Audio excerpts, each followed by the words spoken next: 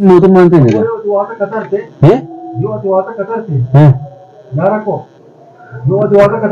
Firraa isin dhiibin maqaa keetiin hin yaamin. firraa isin dhiibin maqaan keetti kuni. Maqaa keetiin hin yaamin. Maqaan rakkoon keetti firraa isin dhiibin. Isin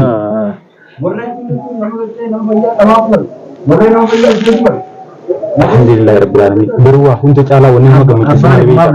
Wanni nama gammachiisu maal beektaa? Isaan ana duubatti zakkoo akkas godhee bakka tana isaan tokkos godhee akkas godhee warqaa jedhanii asin lafaan ittumanii akaafaan kun waan gaarii wanni ati nurra oofaa jirtu kun eenyu qofa irrattu maal goona beektaa?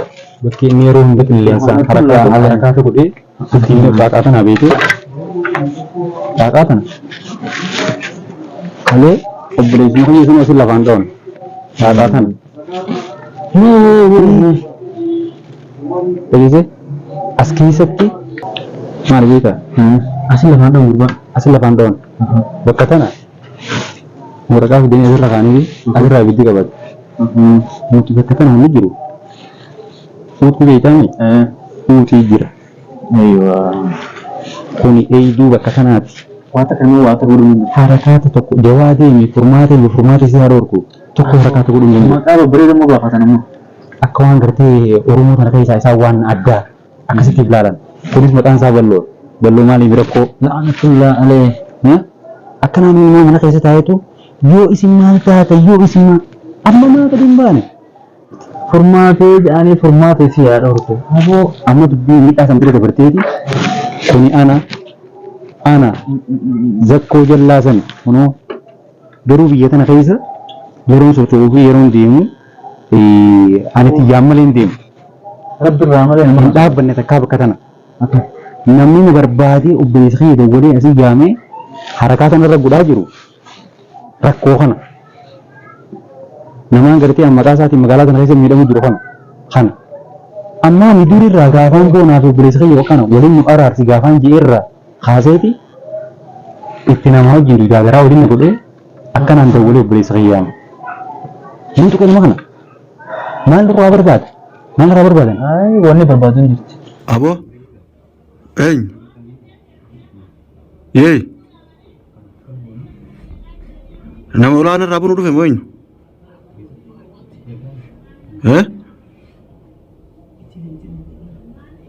way ala kanaan haasawanii ummata jechuun waa lamatatti waa godhuu dhufe moo ummanni kun aboo hin dubbatanii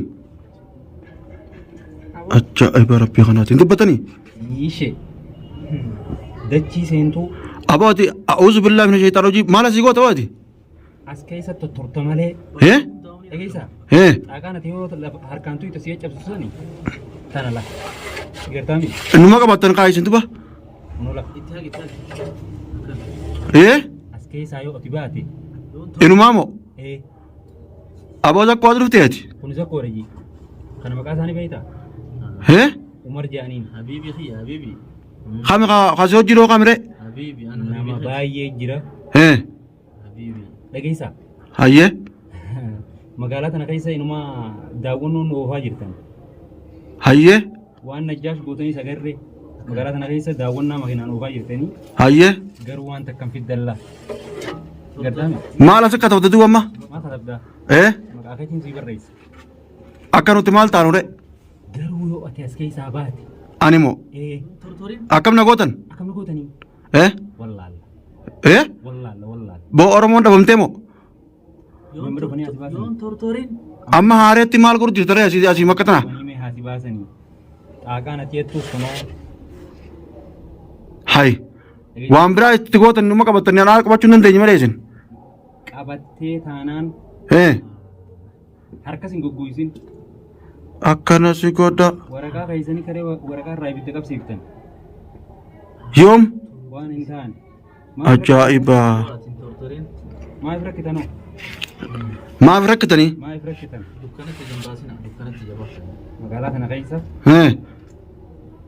nama 300 olii jira kamaal godhu hojii adda adda ramadamee warra jiru ajaa'iba rabbii kanaati isin dalagaa qabdanii tana malee dhageessaati ati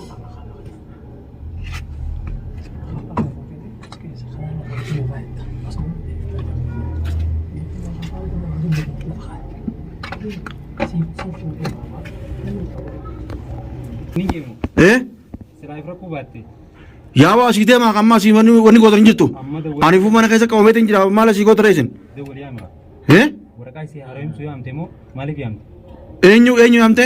Amma dura obboleessa isaa hin garsi jawaadiin garsiisin jettee furmaatatti kan uffatetti kan inni. Akkamiif? Waraqaa. Isin maaltu jawaadii fi furmaata isin geewu? Kalloo ilkee waraabessaa keessa walii qooyitii kanaafuu waraqaa kana iccitii godhi furmaata jetteeni. Ayyee. Kan itti taakka jii. Haa. Ilmaan ifirra jijjiirti. Waraqaa ta'an ifirra jijjiirti. Egeessee kana keessatti akkama godhuu feeteedha. Amma asii maan deemne reesin? Asii maan deemne? Kanaa miti. Ganaan alawaata kophatti. Beetii kophatti qolla fuuta. Yoo harki siigee? Yoo harki siigee? Yoo harki siigee? Kaatabaan waliin nagee kaatabaan waliin. Kaatabaan waliin nagee. Oromoon ni jirti Oromoon. Isin ummata haasitoota bara ummata. Ummata jechuun nama gartee nama gadi nama fedhu bara isin. Miti waan fedhee haa taanu. Hayaata kiyyaa fi hayaata obboleessa kiyyaa keessaanii dhaabbatamu dhaabbatu. Obboleessa kee maali boo jawaatiin obboleessa Oromooti? Obboleessa Oromooti. Ati obboleessa jawaateeti mitiiwu? Anilleen Oromoo sanirraa tokko ji. Anilleen Oromoo sanirraa tokko. Nama biraan godhe isa gurbaan. Egeessee Oromoo. Akkana si godha. Egeessee kanaafuu hayaata keenya keessaanii baatamu hin baatu. Hayaata jawaadii keessaan bahu. Kee maaltu naan geewu woon? Kee maaltu naan geewu? Maqaan amma dura rakkoo jettanii naa kan itamsan. Ni jira. Maqaa keetiin magaalaa kan keessatti rakkachuu jiru.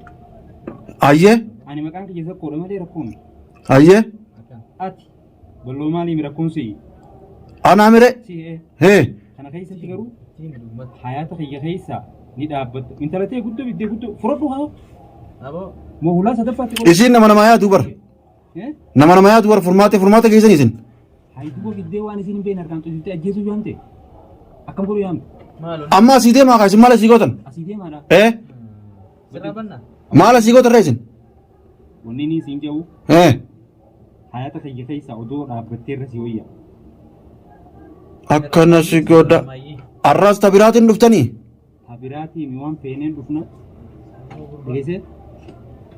Shiishee. Goota ree ulaan rammaasis. Hayaata keenya keessa dhaabbattee.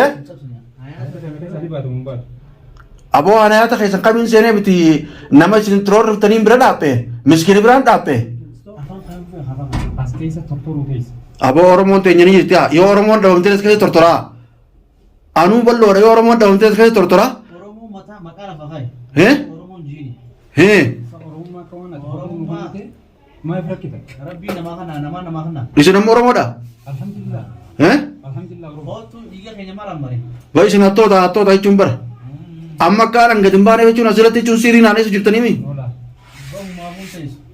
Bahumaa kun teessu ma tortorta malee. Asuma keessaa hoo? Akkana si godha.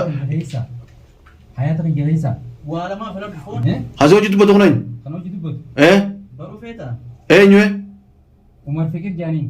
Umarii? Kiyyaa falfalaatiin isa jiru fee?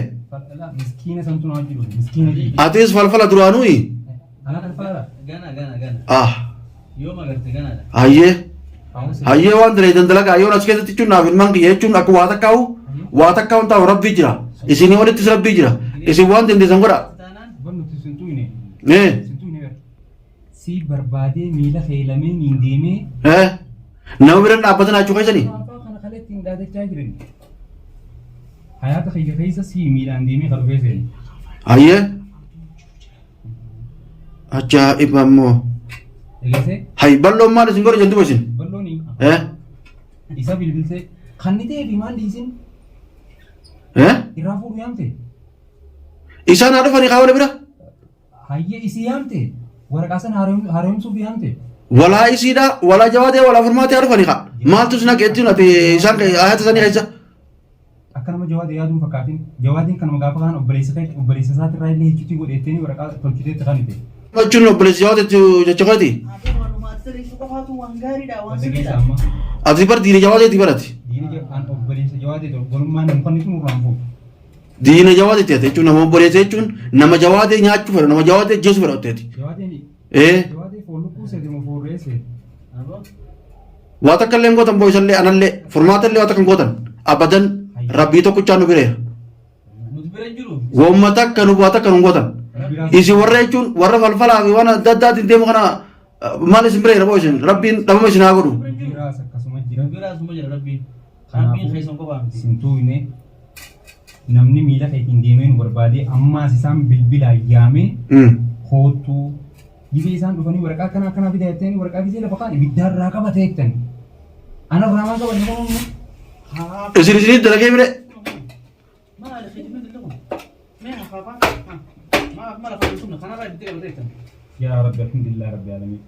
Maal itti. Kadila isaan kadhatan sanirraa rabbiin hambisee. Ayyee. Asiin nagee.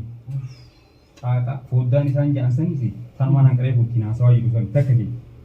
Ati rakkuma moo rakkuma barate? Kasilaa bal'oo fi hin jedhu rakkoo seeneeti kasilaa rakkoo kannanii fi rakkoo kophaa dhuunfatte iddaan baasanii rabbiin rakkoo keessaa baasa. Alhamdulillah rabbil alamin. Maqaan abbuma fakkaata. Mee Maqaan maquma fakkaata. Ati bal'oo miti rakkoo. Isin jechuun wanni irraa dhuunfattuu irraa qabdan maali mee isin? maqaa kana fudhatamu fudhatu. Lakkii wanni irraa qabdan mee maali? Wanni jechuun naannotanii siiriyeesii manumta gootanii akkaan gadi hin baane na gootaniif akkaan ilmaan kiyyaa hojjechaa as keessatti wanni na gootaniif mee maali mee? Gaafuma takka ta'e naa deebisaa beesin. Ilmaan keetii santuune si santuune namni nu barbaadee miila keetiin deemee dhufee Si barbaade. obboleessota yaamee intala kanattiin kanneen doon sin jiruutti kanne si takka jedhe. Ayyee. Maqaa biyyaa saniis dachiis manaas ka ifirra jijjiirse si. Ayyee. Ka isin biyya fira mootummaa keessa jiru qabaachuudhaaf Yaman keessatti ana miitanii yoo. Akkana si godha. Asin mootummaan. Aboo yoo ati waa takka tarte yoo ati waa takka tarte yaa rakkoo yoo ati waa takka tarte meeta Firraa asin diibin. inshaallah jechuun nu meeyna. Firraa asin diibin maqaan keeti kuni. Maqaan rakkoon keeti firraa asin diibin. Rakkoon isinii bara. Isin Warra jechuun nama gattee nama fayyaa dhamaasu baru warreen nama fayyaa ajjeesu baru warreen siiniif jechuun waan adda addaatti hojjetan isinii bara.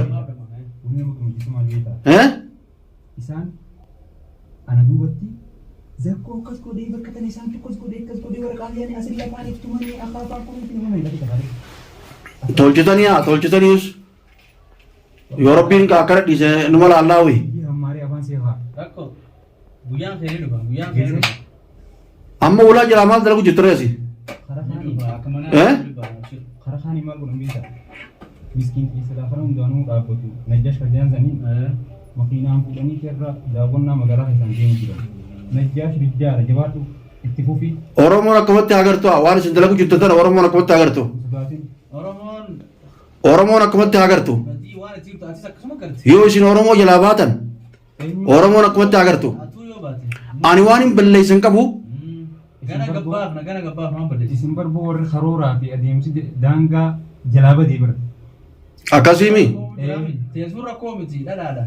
Teetuun waan gaarii wanni ati nurra oofaa jirtu. Teenyu qofaan rakkoo. Maa goone beektaa? Bakki yeroo hunda qilleensa harkaa tokko ta'e ittiin dhaqaataa kana beeku. Oromoo teenya zakkoo faa kunoo asitti ilaalu marfaan dhufanii mana jalatti ammaasis haaretti waa dalagu jiranii akkasumatti jechuun ragaa taadha akkasumatti yoo balloon as keessa waa ta'e umarii fi zakkoon faana dhufanii jiranii obboleessi jawaatee fokkotaan naman ta'e isa kunoo ala kana jira kana alammaa'u dhaggeeffadha akkanumatti.